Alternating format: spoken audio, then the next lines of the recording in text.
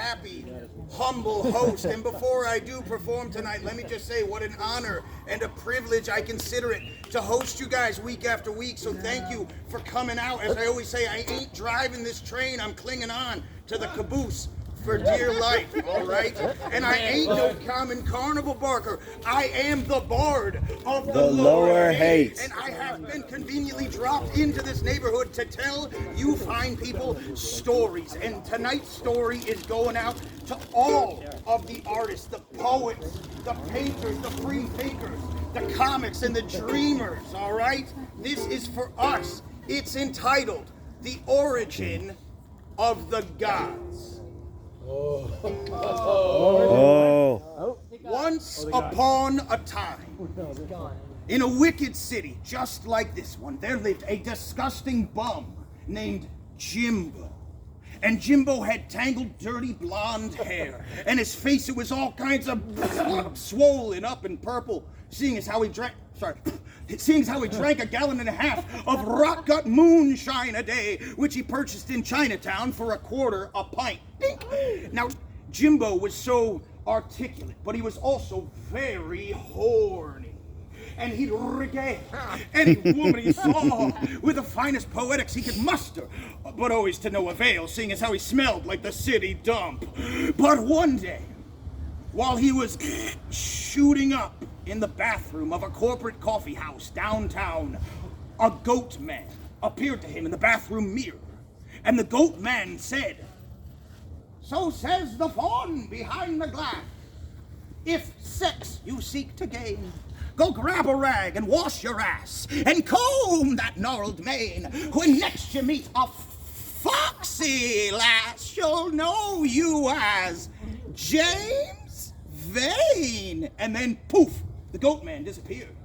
And James did as he said and walked out of that bathroom door a disgusting bum no longer, and never ever again from that point ever after. He knew deep in his heart that he was in fact the most handsome poet who had ever lived.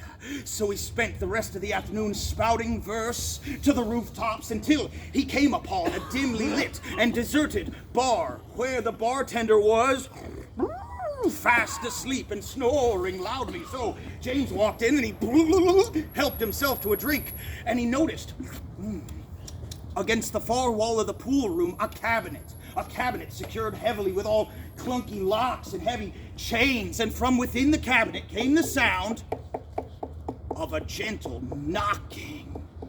Sounded to James Vane like a plea for help, so cleverly he picked all of the locks with one hand as he snacked casually on cocktail olives with the other, and then he fell to his knees.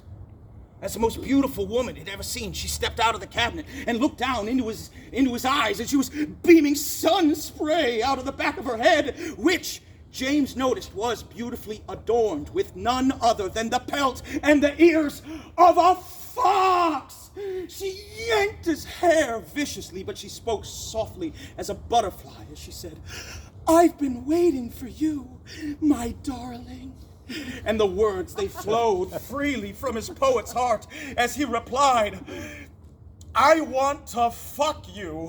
To which the goddess giggled and summoned her magic, and she snapped her fingers twice, dissolving her flimsy floral print dress and revealing a tuft of solid gold pubic hairs and a couple of daisies where her nipples ought to have been. And then, right there on the pool table, for 5 solid hours, they engaged in every insidious sex act ever invented, and created a few new ones of their own as well. And they recorded all of it in a tiny leather-bound moleskin journal, and then they fell fast asleep in each other's arms. Now, they were awakened a couple of hours later by a man with a clipboard who shook them hard, saying, "Get your asses up!" They looked around and found the bar now packed, shoulder to shoulder with beards and beanies and skinny jeans and neck tattoos. And the man, he indicated a stage up at the front of the room that was all spotlit and set, and he shouted frantically at them, "Come on, let's go! It's time for your set! Come on, hurry up! You're holding up the show!" So they, the two lovers in a sort of a daze now, they walked buck naked, hand in hand, up to the microphone, and they stared out into the eager eyes of the audience seated before them, and knowing not what else to do, They raised that leather-bound journal between them, and they cracked it open, and then bang, the goat man! He burst through the swinging doors of the bar, bringing hurricane winds behind him. Whoosh! And James Vane and the Foxy Lasnell, they began to read as the Fallen's harmonies wrapped them in a blanket of bliss, and they all three of them, they rose up from the stage, right? And they smashed up through the ceiling of the bar, and they continued to rise, ever upward, and the crowd sat dumb fucking found. I could have sworn I don't have yours. In a moonlit puddle. No, I know.